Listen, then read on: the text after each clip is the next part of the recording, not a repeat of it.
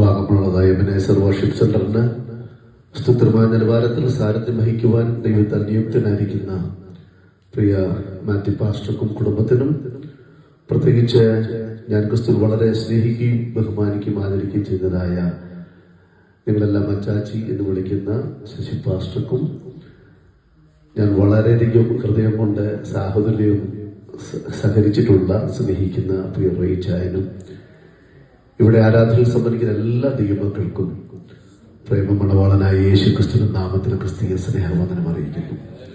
നമ്മുടെ പ്രേമമണവാളനായ യേശു ക്രിസ്തുവിന്റെ പുനരാഗമനം ഒരല്പം കൂടെ വൈകിയതിനാൽ, നമ്മുടെ ആയുസ്സിനോട് ചില നിമിഷങ്ങൾ അവർ നീട്ടിത്തന്നതിനാൽ ഇപ്രകാരം ഒരുമിച്ച് ദൈവത്തെ സ്തുതിപ്പാൻ കർത്താവ് സഹായിച്ചതോർത്ത് ഞാൻ ദൈവത്തെ സ്തുതിക്കുകയാണ്. വാഗമണ് ഞാനിതിനു മുമ്പ് കടന്നു വന്നിട്ടുണ്ട്. പ്രത്യേകിച്ച് 2025 ഈ വർഷം തന്നെ വാഗമൺ സെൻട്രലുള്ളതായ ഒരു പബ്ലിക് പ്രോഗ്രാമിന് ലഹരിക്കെതിരെ പ്രഭാഷണം നടത്താൻ ഞാൻ കടന്നു വന്നിട്ടുണ്ട്. അന്ന് ഏലപ്പാറയിലും ചപ്പാത്തിലും വാഗമണ്ണുമാണ് ഞാൻ പ്രസംഗിച്ചത്. അന്നൊന്നും ഞാൻ ഏലപ്പാറയ്ക്കടുത്ത് കടന്നു വന്ന് താമസിക്കുമെന്നോ ശുശ്രൂഷിക്കുമെന്നോ സ്വപ്നത്തിൽ പോലും കരുതിയിരുന്നില്ല. പക്ഷേ ഹരിതമനോഹരമായ പ്രകൃതി രമണീയത കോരിച്ചൊരിയപ്പെട്ട കേരളത്തിൽ മാത്രമല്ല ലോകമുള്ള വിനോദസഞ്ചാരികളെ നിങ്ങളിലേക്ക് ആകർഷിക്കുന്ന ഈ നാട്ടിലേക്ക് അറിഞ്ഞോ അറിയാതെയോ എനിക്ക് കടന്നു വരാനിടയായി. പ്രത്യേകിച്ച് ഈ മലനിരകളിലും താഴ്വരകളിലും താമസിച്ച് വളരെ വിശ്വസ്തയോടുകൂടി കർത്തൃസേവ ചെയ്യുന്ന ഒരു കൂട്ടം ദൈവദാസന്മാരെയും അവരുടെ ശുശ്രൂഷകളെയും അടുത്തറിയാൻ കർത്താവ് സഹായിക്കുന്നതോർത്ത് ഞാൻ ദൈവത്തെ സ്തുതിക്കുന്നു.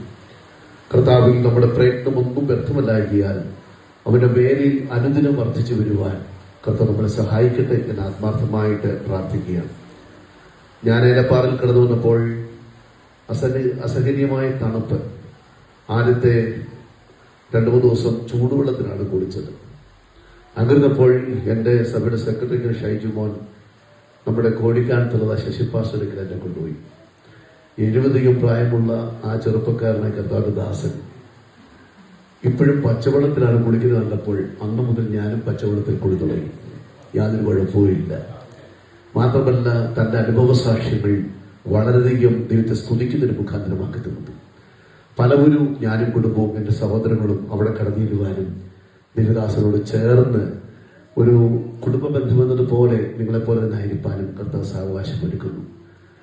ഇന്നലെ ഞങ്ങളുടെ ചർച്ചിലെ കർത്താവ് ദാസൻ കടന്നു വരുമ്പോൾ മാത്യു പാസ്റ്റർ കടന്നു വരും എന്ന് ഞങ്ങൾ സംസാരിച്ച് പറയാനിടയായി. എന്നോടൊപ്പം വേറൊരു കർത്താവ് ദാസനം ഉണ്ടാകുമെന്ന് പറഞ്ഞു. ഞാൻ സ്റ്റേജിൽ നിൽക്കുമ്പോൾ എവിടെയോ കണ്ടു പരിചയമുള്ളതുപോലെ ചെന്ന് കൈ കൊടുത്ത് തിരിച്ച് മുന്നോട്ട് തിരിച്ചായി പറഞ്ഞു ചോദിച്ചു, എന്നെ അറിയാമോ? ഞങ്ങളൊരു സഭയിലെ വിശ്വാസികളായിരുന്നു. എത്രയോ പ്രഭാഷണങ്ങൾ എന്ന് കേട്ടിട്ടുണ്ട്. ഞങ്ങൾ ഒരുമിച്ച് ഹൃദയം പങ്കുവച്ചിട്ടുണ്ട്. ഫ്രീ റീച്ചാനെ വീണ്ടും വീണ്ടും കാണുന്നതിൽ I M so happy, I M so excited. കർത്താവിന്റെ ദാസനോട് ദൈവിച്ചിരിക്കുന്ന അനുഗ്രഹീതമായ പ്രവർത്തനങ്ങൾ ഓർത്ത് വ്യത്യസ്തരിക്കുക.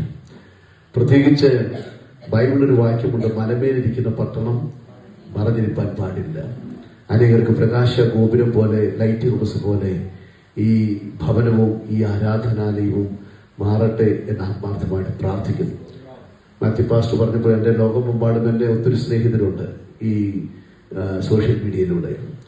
ചിലരെങ്കിലും പ്രഭാഷണം കേൾക്കുന്നെങ്കിൽ വാഗമണ്ണിൽ നിങ്ങൾ ആരെങ്കിലും കടന്നു വന്നാൽ മാത്യു പാസ്റ്ററെ ടച്ച് ചെയ്യാതെ പോകരുത്. ദൈവത്തെ സ്തുതിക്കാനും ഹൃദയം പങ്കുവെക്കാനും വിശ്രമിക്കാനുള്ള അവസരങ്ങൾ ഇവിടെ ഉണ്ടല്ലോ. ദൈവം അതിനൊരുക്കുന്ന എല്ലാ സാവകാശങ്ങൾക്കായി ദൈവത്തെ ആത്മാർത്ഥമായിട്ട് സ്തുതിക്കുന്നു.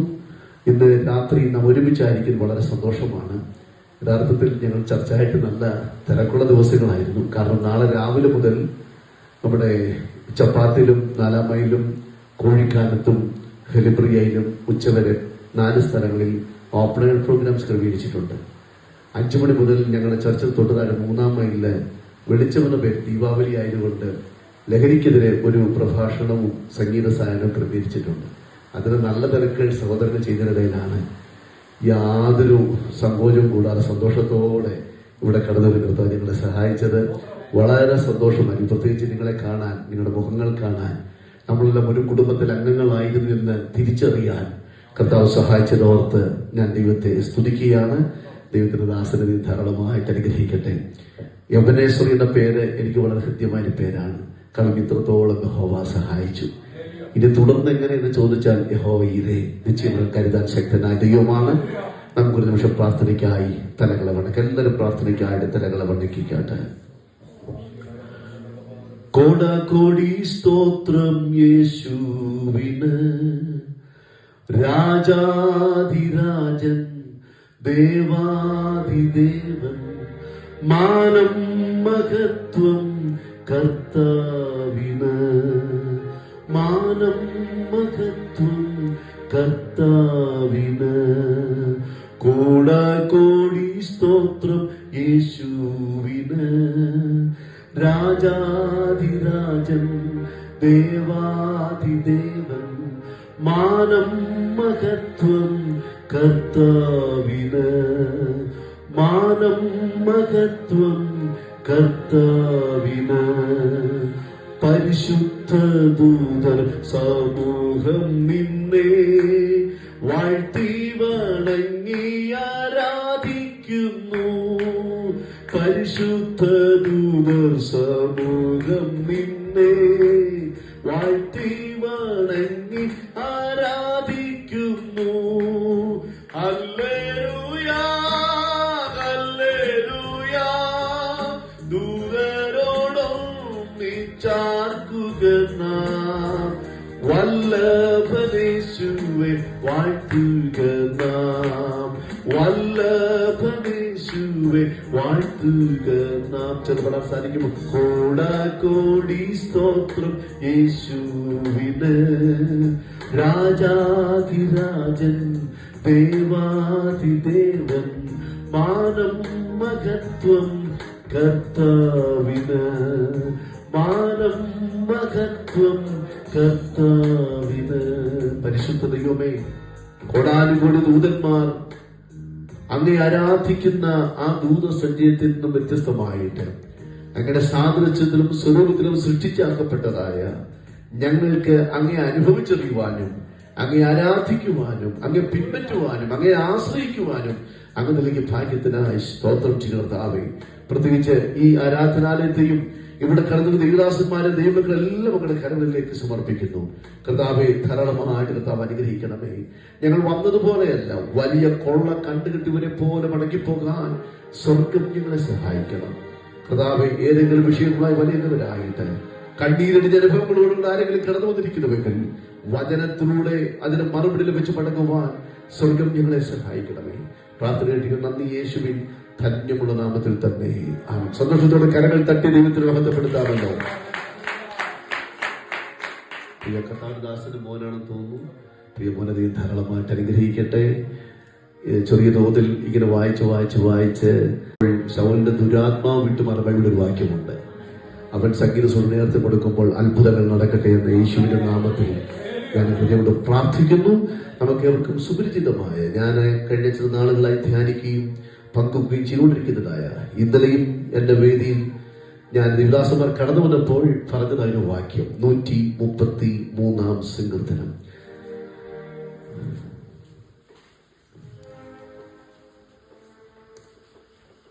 ഒരാൾക്ക് ശബ്ദം ഉയർത്തി വായിക്കാം.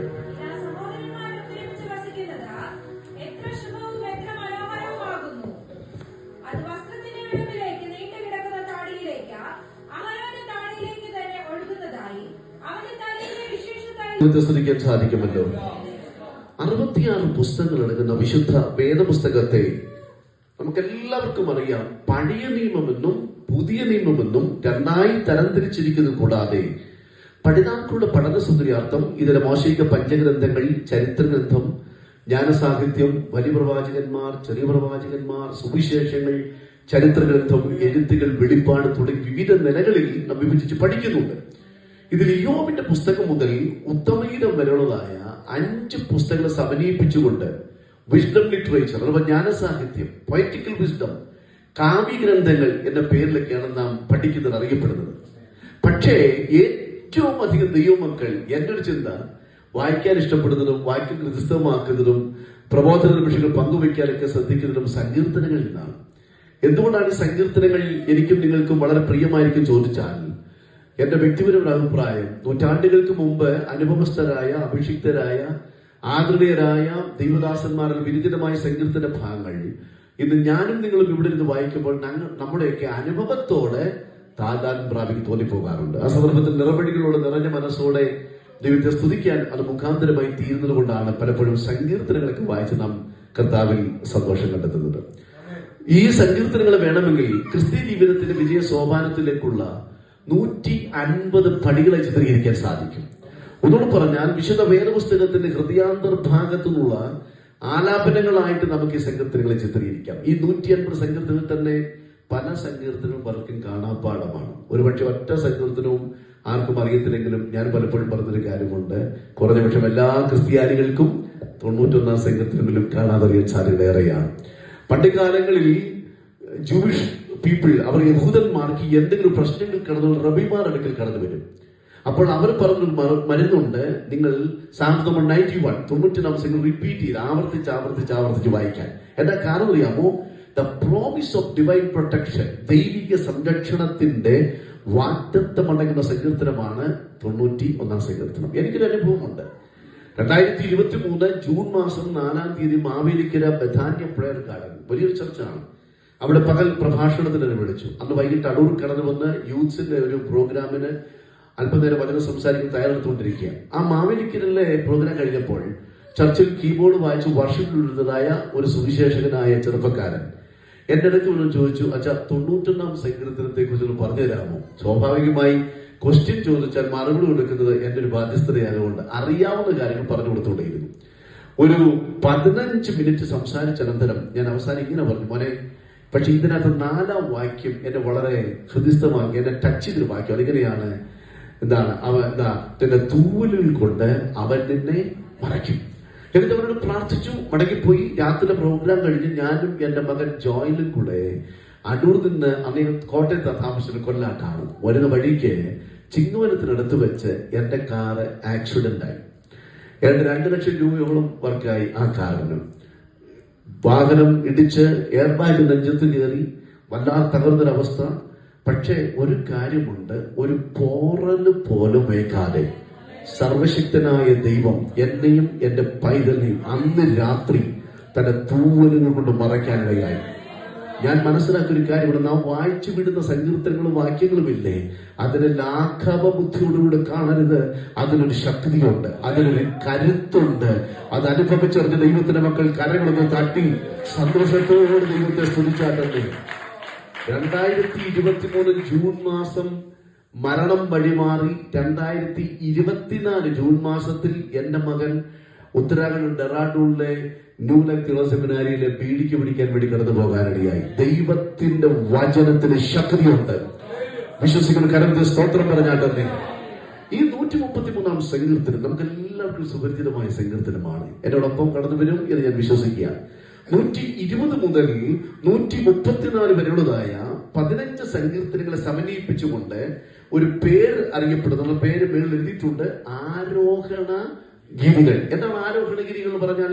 പല അഭിപ്രായമുണ്ട്. ഒരഭിപ്രായം എന്ന് പറഞ്ഞത്, ദേശത്തിന്റെ വിവിധ ഭാഗങ്ങളിൽ പാർക്കുന്ന ഇസ്രായേൽ മക്കൾ വർഷത്തിൽ കുറഞ്ഞത് 3 പ്രാവശ്യമെങ്കിലും യെരുശലേമിലേക്ക്, ദേവാലയത്തിലേക്ക് ആരാധനയ്ക്ക് വേണ്ടി, ഉത്സവത്തിന് വേണ്ടി കടന്നു വരണമായിരുന്നു.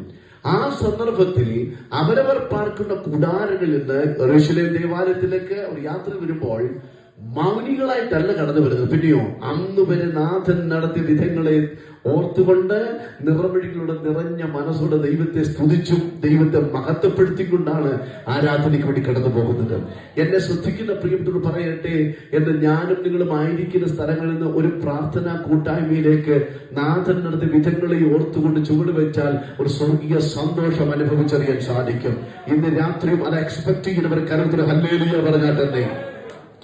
അങ്ങനെ ഇസ്രായേൽ മക്കൾ ആ യാത്രയിൽ ദൈവത്തെ സ്തുതിക്കാൻ ഉപയോഗിച്ച ഗീതികൾക്കാണ് ആരോഹണ ഗീതികൾ എന്ന് പറയുന്നത്. അതിൽ ഏറ്റവും അനുഗ്രഹീതമായ ഒരു സങ്കീർത്തനമാണ് ഇന്ന് രാത്രിയിലെ അല്പനേരത്തെ തിരുവചന ധ്യാനത്തിനായി വായിച്ചത് 133-ാം സങ്കീർത്തനം. ഇസ്രായേലിലെ 2ാമത്തെ രാജാവും മധുര ഗായകനുമായി ദാവീദ് ഈ സങ്കീർത്തനം എഴുതി തുടങ്ങുന്നത് ഇങ്ങനെയാണ്: ഇതാ സഹോദരന്മാർ ഒത്ത് ഒരുമിച്ച് വസിക്കുന്നത് എത്ര ശുഭവും എത്ര മനോഹരവുമാകുന്നു. ഈ വാക്യം എഴുതി തുടങ്ങാൻ രണ്ട് പശ്ചാത്തലം ഉണ്ട് എന്നാണ് പറയുന്നത്. ഒന്നാമത്തെ പശ്ചാത്തലം എന്ന് പറയുന്നത്, ഇസ്രായേൽ മക്കൾ പലപ്പോഴും ദൈവത്തിന് അനിഷ്ടമായത് ചെയ്തു. ദൈവത്തിന് അനിഷ്ടമായത് ചെയ്തു കഴിഞ്ഞപ്പോൾ അവർ പ്രവാസികളായി വിവിധ ദേശങ്ങളിലേക്ക് ചിതറിപ്പോയ ദൈവത്തിന്റെ മക്കൾ എന്ന പരനാമത്തിൽ അറിയപ്പെടുന്നതായ ഇസ്രായേൽ മക്കളെ നോക്കിക്കൊണ്ട് ജാതികൾ പലരും ഇങ്ങനെ പറഞ്ഞു, ഇനി അവർക്ക് ഒരു മടങ്ങി വരവുണ്ടാകത്തില്ല. എവിടേക്ക് ചിതറിപ്പോയോ അവിടെ പട്ടണ അണയത്തേ ഉള്ളൂ. പക്ഷെ ഒരു കാര്യം ഓർത്തോളം, പ്രാർത്ഥിച്ചുകൊണ്ട് ദാവീദിനെ പോലെ ഒരു കൂട്ടം വ്യക്തികൾ ആ സമൂഹത്തിലുണ്ടായിരുന്നു. അവരെ പ്രാർത്ഥന കേട്ട സർവശക്തനായ ദൈവം ജാതികളുടെ ചിന്താധാരകളെ തകിടം മറിച്ചുകൊണ്ട് ചിതറിപ്പോയ സ്ഥലത്തു നിന്ന് സ്വന്തം നാട്ടിലേക്ക് അവരെ മടക്കി വരുത്തി. കോട്ടക്കൊത്തളങ്ങളും മനോഹരമായ സൗധങ്ങളും പടുത്തുയർത്തി അവർ സന്തോഷത്തോടെ പാർക്കാൻ തുടങ്ങി. ചില നാളുകൾ കഴിഞ്ഞപ്പോൾ ആ പശ്ചാത്തലം ഹൃദയത്തിൽ വെച്ചുകൊണ്ട് സങ്കീർത്തനക്കാരൻ ആത്മാവിൽ എഴുതുകയാണ്, ഇതാ ദൈവത്തിന്റെ മക്കൾ ചിതറി പാർക്കുകയല്ല, ഒത്ത് ഒരുമിച്ച് വസിക്കുന്നത് എത്ര ശുഭമാണ്, എത്ര മനോഹരമാണ്. ഇന്ന് രാത്രി ഏറ്റെടുക്കുന്നവർ ദൈവത്തിന് ആത്മാർത്ഥമായിട്ട് സ്തുതിക്കാൻ സാധിക്കുമല്ലോ. ഇനി രണ്ടാമത്തെ പശ്ചാത്തലം എന്ന് പറയുന്നത് ദാവീദിന്റെ കുടുംബത്തോട് ബന്ധപ്പെട്ട. ദാവീദിന് പല ഭാര്യമാരുണ്ടായിരുന്നു. ഒരു കാര്യം ഓർത്തണം, അന്നത്തെ പോലെ ഇന്നും പല ഭാര്യമാരെയോ പല ഭർത്താക്കന്മാരെയോ ആരെങ്കിലും സ്വപ്നം കാണുന്നെങ്കിൽ അത് മനസ്സിലിരിക്കട്ടെ, അങ്ങൊരു പദ്ധതി ഇപ്പോൾ ഇല്ല. പല ഭാര്യമാരിൽ പല തലമുറകൾ, കൊച്ചുമക്കൾ, നമ്മുടെ ഭാഷ പറഞ്ഞാൽ ഒരു കൂട്ടുകുടുംബമാണ്. പക്ഷേ പഠിച്ചുകൊണ്ടിരിക്കാം, ഒന്നിനോട് ബന്ധമില്ല, തിരിഞ്ഞും പിരിഞ്ഞും ശിഥിലമായി ചിതറിയിരിക്കുന്ന അനുഭവങ്ങളാണ്. ദൈവദാസന്റെ ഈ കുടുംബത്തെ നോക്കി പലരും വിധി എഴുതി, ഇനി ഇവരുടെ കുടുംബ ബന്ധം ഒന്നിക്കത്തില്ല, തകർന്നു പോകത്തേ ഉള്ളൂ. പക്ഷെ ദാവീദിനെ പോലെ പ്രാർത്ഥിക്കുന്ന ചിലരെങ്കിലും കുടുംബത്തിനകത്തുണ്ടായിരുന്നു. അവരുടെ പ്രാർത്ഥനകൾ കേട്ട് തകർന്നു പോകും, ശിഥിലമാകും, തരിപ്പണമാകും, കുട്ടിച്ചോറാകും, പരിഹാസ വിഷയമാകുമെന്ന് മറ്റുള്ളവരെല്ലാം വിധി എഴുതിയ കുടുംബ ബന്ധങ്ങളെ ഒരുമിച്ച് കൂട്ടി രാജാവിന്റെ ദാവീദ് ദർബാർ ഹാളിൽ കൊണ്ടുവന്നു കഴിഞ്ഞപ്പോൾ ആ മനോഹരമായ കാഴ്ച കൺകുളിർക്ക കണ്ടുകൊണ്ട് ഇത് ദാവീദ് ഇപ്രകാരം പറയുകയാണ്, ഇതാ സഹോദരങ്ങൾ ചിതറിപ്പാർക്കുകയല്ല, കുടുംബ ബന്ധങ്ങൾ ചിതറിപ്പാർക്കുകയല്ല, ഒത്ത് ഒരുമിച്ച് വസിക്കുന്നത് എത്ര ശുഭമാണ്, എത്ര മനോഹരമാണ്. ഇന്ന് രാത്രി അടങ്ങിയിരിക്കുന്ന കരങ്ങൾ തട്ടി ദൈവത്തെ സ്തുതിച്ചാട്ട് നിന്റെ കുടുംബത്തെ നോക്കി, നിന്റെ തലമുറകളെ നോക്കി, നിന്റെ സഭയെ നോക്കി ചിതറിപ്പോകുമെന്നും ഒന്നിക്കത്തില്ലെന്നും പിശാചോ മനുഷ്യരോ എത്ര എത്ര എത്ര തീരാധാരമുള്ളവരെഴുതിയാലും ശരി, പ്രാർത്ഥിക്കാൻ തയ്യാറായാൽ ഇത് ഒത്തൊരുമിച്ച് കൊണ്ട് സർവശക്തന ദൈവം വിശ്വസിക്കുന്നവർ കരങ്ങളുയർത്തി കടുത്തത് പറഞ്ഞാട്ടുണ്ട്. സാഹോദര്യ ബന്ധത്തിന്റെ പവിത്രത ചിത്രീകരിക്കുന്ന സങ്കീർത്തനമാണ് 133 സങ്കീർത്തനം.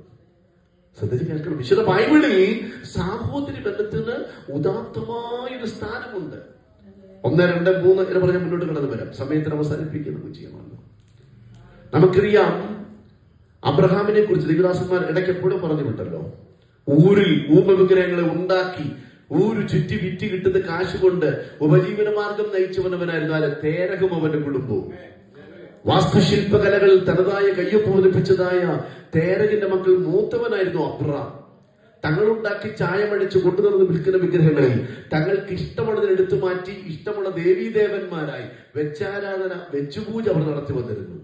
നാളുകൾ ചെറുത് കഴിഞ്ഞപ്പോൾ മൂത്ത മകൻ അബ്രഹാമിന്റെ ഹൃദയത്തിൽ ഇപ്രകാരം ഒരു ചിന്ത ഉണ്ടായി, ഈ ആരാധന സത്യാരാധനയാണോ, ഈ ദൈവം സത്യദൈവമാണ്? സത്യം ഉലകത്തിൽ ഉച്ചുകുത്തിപ്പുറം സകലം ചിന്തിക്കുന്ന കാര്യമാണ്. അവരുടെ ആരാധന സത്യാരാധനയാണോ, അവർ സേവിക്കുന്ന ദൈവം സത്യദൈവമാണ്? അതിനാൽ കാത്തിരിക്കേണ്ടതിന്റെ മക്കളെ, ജീവിക്കുന്ന ഏക സത്യദൈവത്തിന് പ്രത്യക്ഷത അവർക്കുണ്ടായി.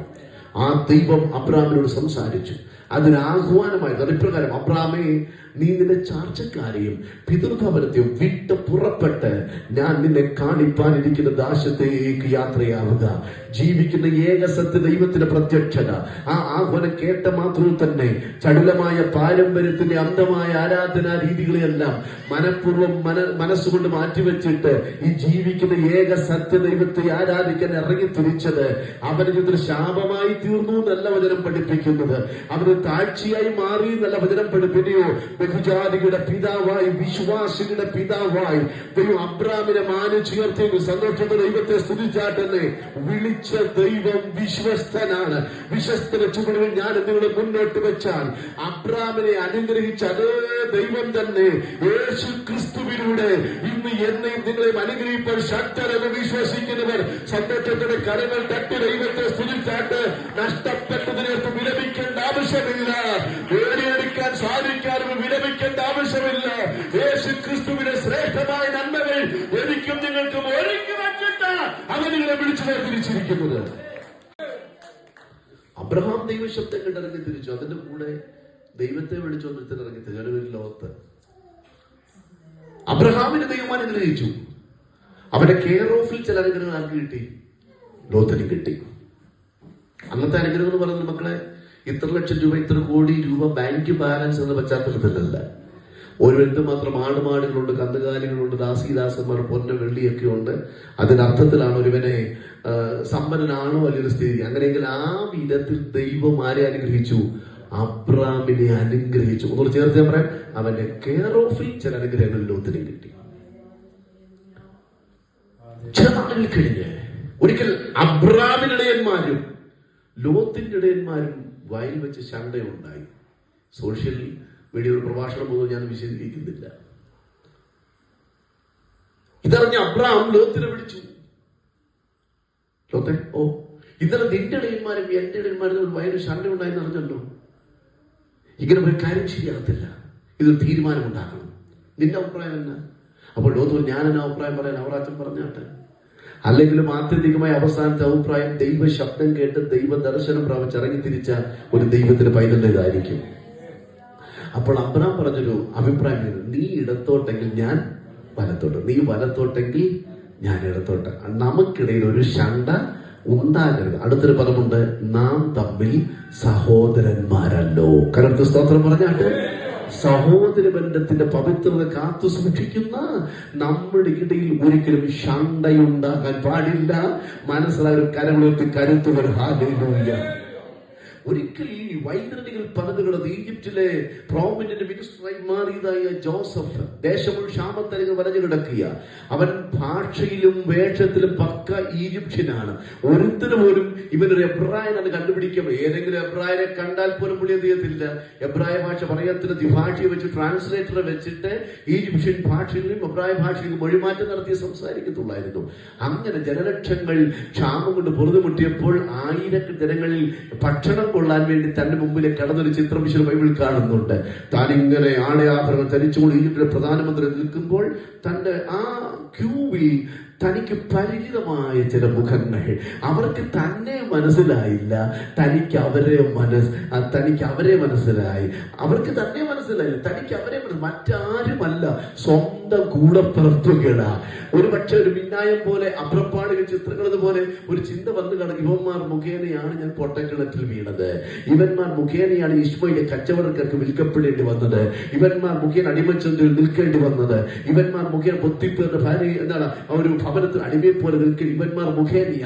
ഇപ്പോൾ ഇവർക്ക് എന്നെ മനസ്സിലായില്ല, എനിക്ക് അവരെ മനസ്സിലായി. ഇത് തന്നെ പറ്റിയ സമയം പക പോക്കാൻ എന്നൊരു ചിന്ത സാഹോദര്യ ബന്ധത്തിന്റെ പവിത്രത കാത്തു സൂക്ഷിച്ച ജോസഫിന്റെ ഹൃദയത്തിൽ ഉണ്ടായിരുന്നില്ല.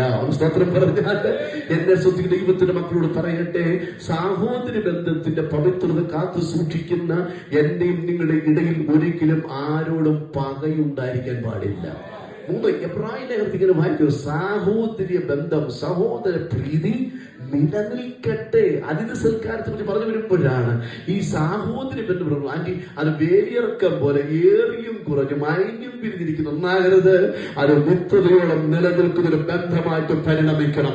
ഉലകത്തിലെ രക്തബന്ധങ്ങളൊക്കെ ഇവിടെ കൊണ്ട് അവസാനിക്കുമ്പോൾ കുരിശിന്റെ ചുവട്ടിൽ വെച്ച് തുടങ്ങുന്ന ആത്മസാഹോദര്യ ഹൃദയ സ്നേഹബന്ധമില്ലേ, അത് നിത്യതയോളം നിലനിൽക്കുന്നതാണ്. ആ ഒരു ബന്ധത്തിലേക്ക് സ്നേഹ ചങ്ങലയുടെ ആ അനുഭവത്തിൽ കടന്നു വന്ന ദൈവത്തിനൊക്കെ സന്തോഷത്തോട് സ്തോത്രം പറയാൻ സാധിക്കുമോ? ഹല്ലേലൂയ. ഒരു കാര്യം ഓർത്തോണം, ഞാനും നിങ്ങളും നമ്മുടെ ബന്ധത്തെ മാത്രമല്ല സാഹോദര്യങ്ങളുടെ വിശുദ്ധ ബൈബിൾ ചിത്രീകരിക്കുന്നത്. യേശു ക്രിസ്തു നമ്മളും നമ്മുടെ ബന്ധത്തെയും സാഹോദര്യ ബന്ധമായി വിശുദ്ധ ബൈബിൾ ചിത്രീകരിക്കുന്നുള്ളൂ. തെളിവ് വേണോ? തെളിവ് തരാം. ഒരിക്കൽ യേശു ശിഷ്യന്മാരെ മുൻപോട്ട് പോവുകയാണ്. അപ്പോൾ ഒരുവൻ അറിഞ്ഞു, പേര് സക്കായി. അവൻ ടാക്സ് കളക്ടർ ആയിരുന്നു, ചുങ്കക്കാരിൽ പ്രമാണി, ചുങ്കി ദേനവലും സർദാർ എന്നൊക്കെയാണ് ഹിന്ദിയിൽ കാണുന്നത്. അവരൊരാഗ്രഹം യേശു എങ്ങനെയുള്ളതെന്ന് അറിയണം. യേശു ഒരിക്കൽ കൂടി നിന്നപ്പോൾ നീളമുള്ളവർ നിമിത്തം അവൻ യേശുവിനെ കാണാൻ പറ്റും. അടുത്ത പ്രാവശ്യം ആൾ ചിന്തിച്ചില്ല, മുന്നോട്ടോടി. ലോകയന്ത്രത്തിൽ ആരും ഒരു ടാക്സ് കളക്ടർ കാണാൻ ഒരു മരത്തിൽ നള്ളി പിടിച്ച് കയറി സക്കായി സ്റ്റക്കായിട്ടിരിക്കുകയാണ്. അവരൊറ്റ ആഗ്രഹമുള്ള എന്താണ്? എനിക്ക് യേശുവിനെ കാണും, യേശു എന്നെ. ചിലർ ആഗ്രഹിക്കുന്നു, അങ്ങനെയുണ്ട്, ആരും അറിയാതെ വന്ന്. നിമിഷം ചെന്ന് യേശു തന്റെ ശിഷ്യന്മാരും പുരുഷന്മാരുമായി സക്കായി ഇരിക്കുന്ന മരത്തിന്റെ ചുവട്ടിൽ വന്ന് നിന്നു. മേലോട്ട് നോക്കി.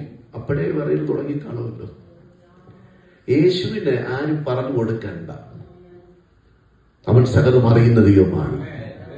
ചുരുക്കി പറയാം, യേശുവിനെ പേര് ചൊല്ലി വിളിച്ചു, സക്കായിയെ വേഗം ഇറങ്ങി വാ. അവൻ ബന്ധപ്പെട്ടിറങ്ങി.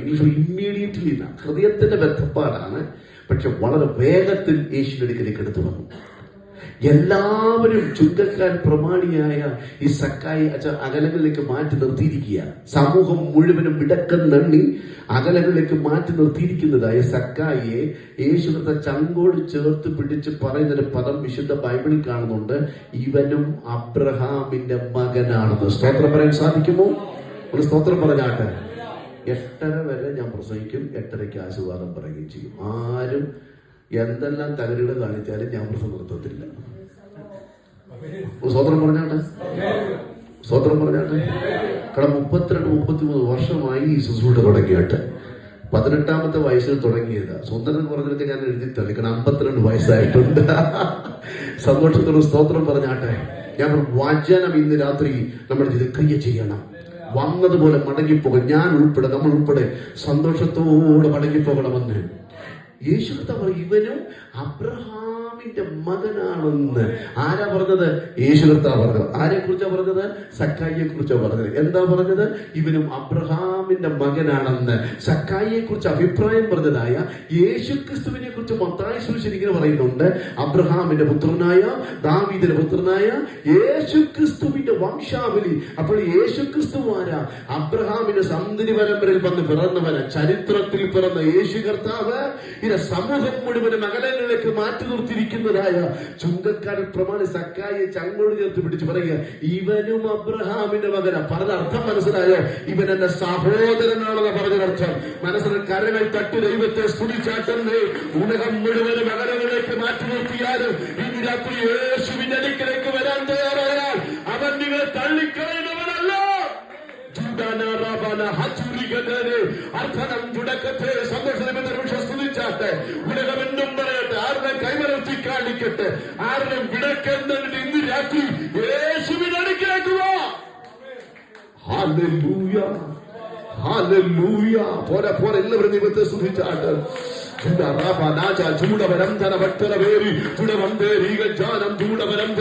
എല്ലാവരും ദൈവത്തെ സ്തുതിച്ചാട്ടെ. നിറവടികളുടെ നിറഞ്ഞ മനസ്സോടെ ദൈവത്തെ സ്തുതിച്ചാട്ടെ.